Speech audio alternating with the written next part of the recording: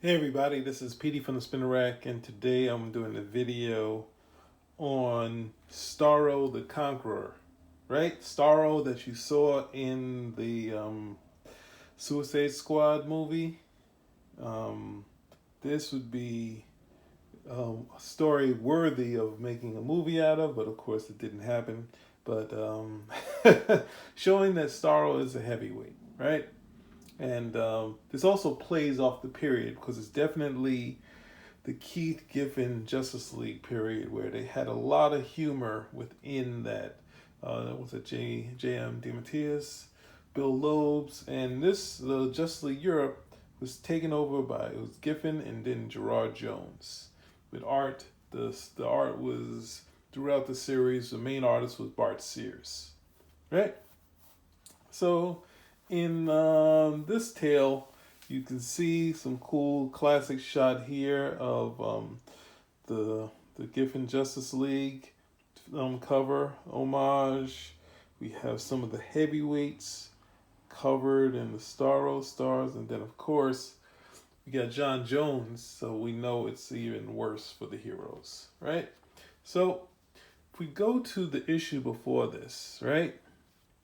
The issue before this, they're dealing with this is storyline, these worms, and the storyline connected to the Crimson Fox. So we're not going to get into that because that's going to take us away for too long from our main story. But the story, oh, sorry guys, the story concludes some really cool art. I might need to go through all of this because there's some really action-packed stuff. This storyline coming up is up there with the Sparrow story that Giffen did with Adam Hughes, right? So they're going back. We got our Power Girl in her brief costume that she had, where she had a bodysuit instead of the classic one that the with the cleavage. She had the bodysuit instead of that. We have Captain Atom, Red Rocket. That's no joke, people. We also have Metamorpho. We have Kilowog. And we have Catherine, who's basically like the leader. She's the leader, and Captain Atom is the field leader, right? But we also have Flash in here. We'll see him later. And some of the characters that are based off of Marvel characters. This is like the Scarlet Witch, and that's like the Atom. Right? So we'll get to them later. They get in there, and Kilowog is like, I'm going to help an alien. Right? And then who? And then they go in to find out who the alien is. Oh, there's a Venom shot. Right? Garcia Lopez. Kind of wish he did it, but he inked the whole thing. There's great classic art by Trevor Von Eden. We can't pass that by. And we were so worried we missed you. So this plays up to what was going on during the period in the late 80s, where all of the villains were going good, right? All the villains were going good. You had Magneto. There was always somehow the sort of tortured thing that was happening. It's a cliche that always works because we think the villains are cool.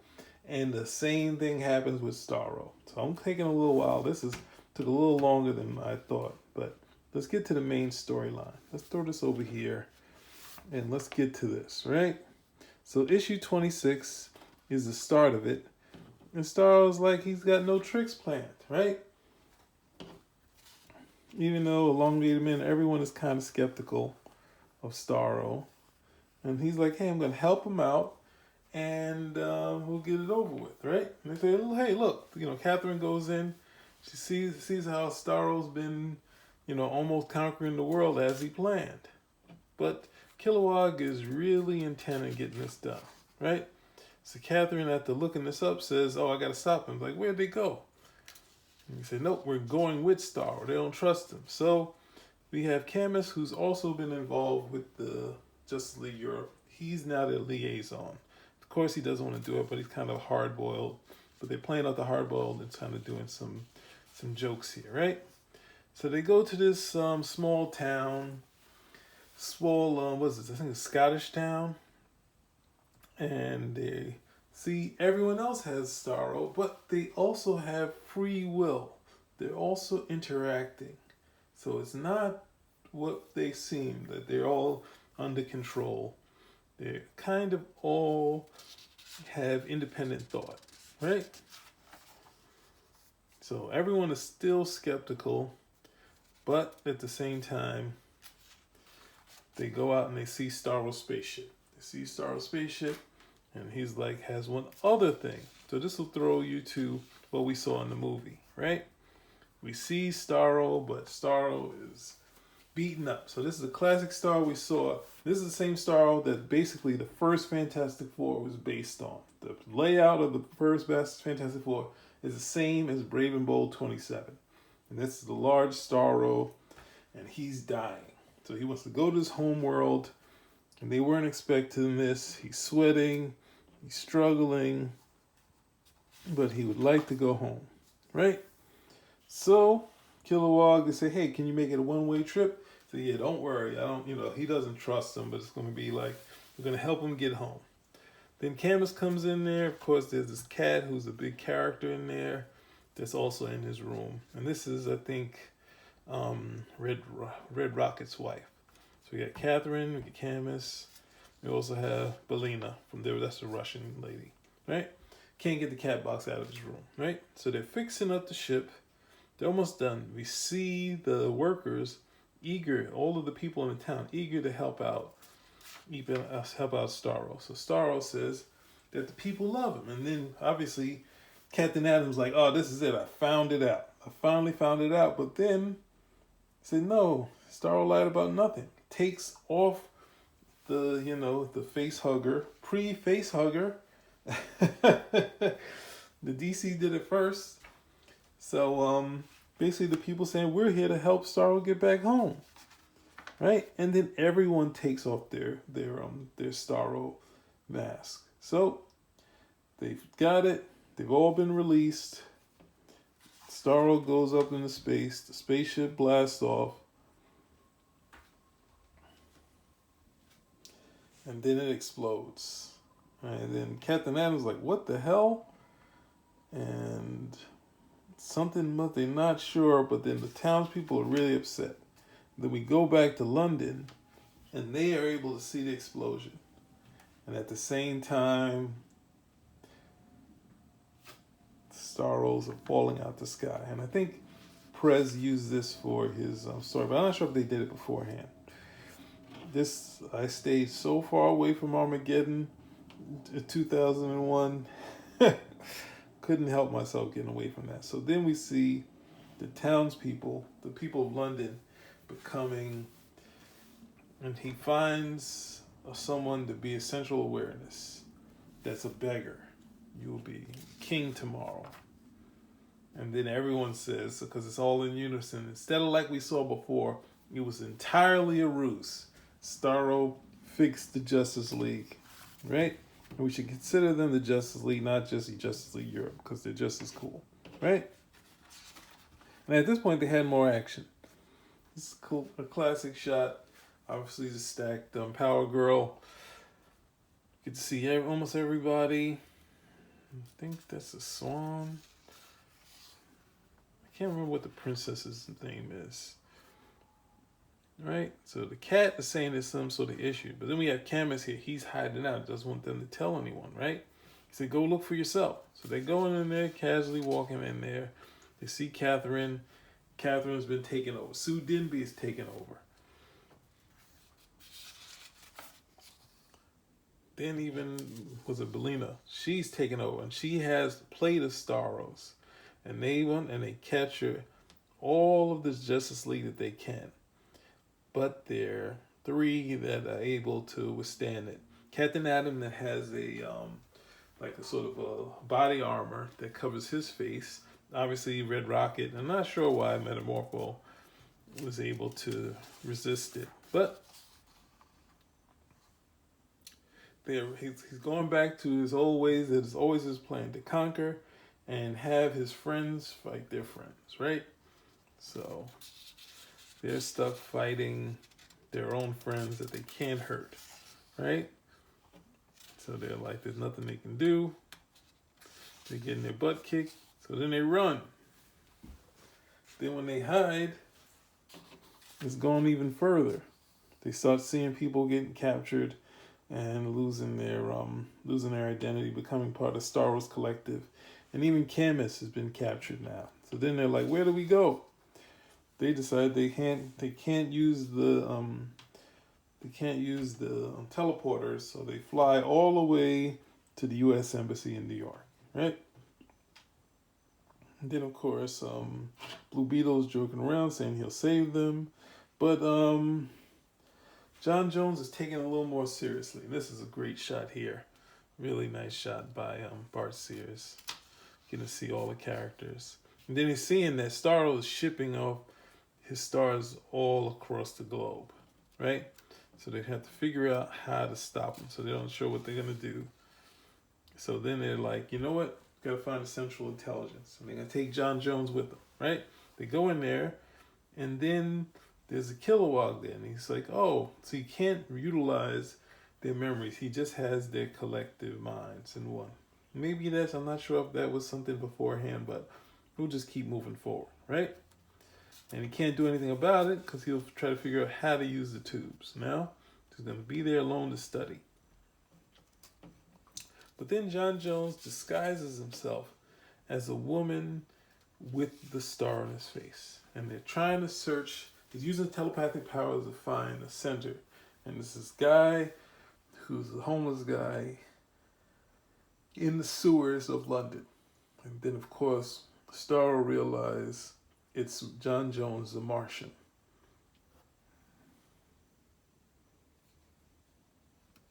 And they have a fight. And I think there's some telepathy going on at the same time, so they go back and forth.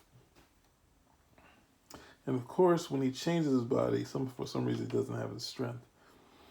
And then they're going at it, and then we have, for some reason, John gets a little physical. And he said, you killed the host? The host is seeming he's dead. Starro's gone.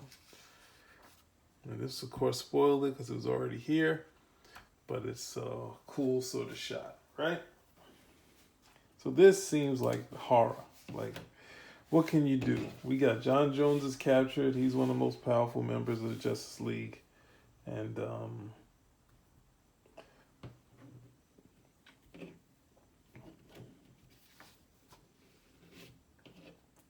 great cover.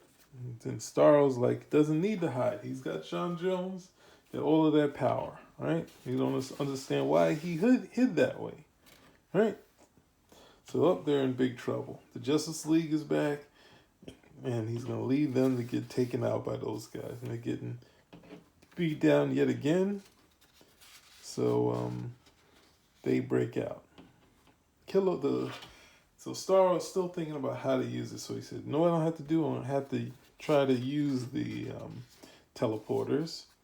And then it said they thought there was going to be a fight, but Kilowog comes, and Starro can't control Kilowog from such a long distance. And then he said, I've lost contact.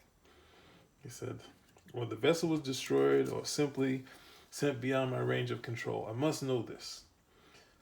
I must send another vessel, and this time devise a tracking system for it.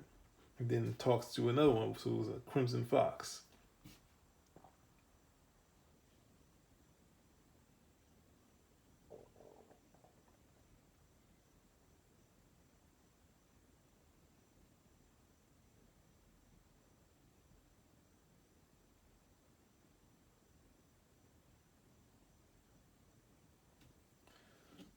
So it seems like he's got the information that he needs to say he could send somebody over. So now they're figuring out what they can do to stop him, right? So they're trying to figure it out. And they say lime kills starfish, but they just say they're cold, right? So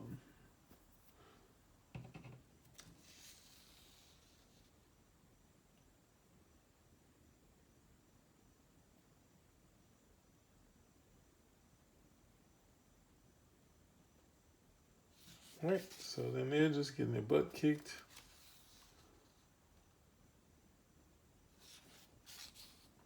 They decide they're gonna go back to the teleporters. The tubes, the transport tubes. They go back to that embassy. They have the thing, and they realize, what? They're going there too. They get met by the Justice League, and this time, Captain Atom isn't playing around. But at the same time,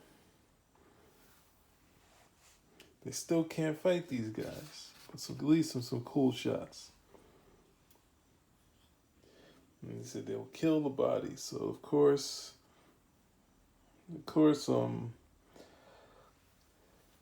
Red Rocket and Captain Atom give in. And then they have to kill Metamorpho, as I say, to make a point.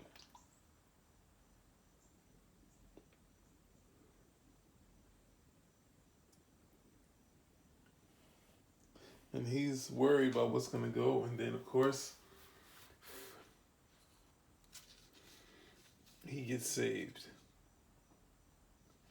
How did you know he was there? So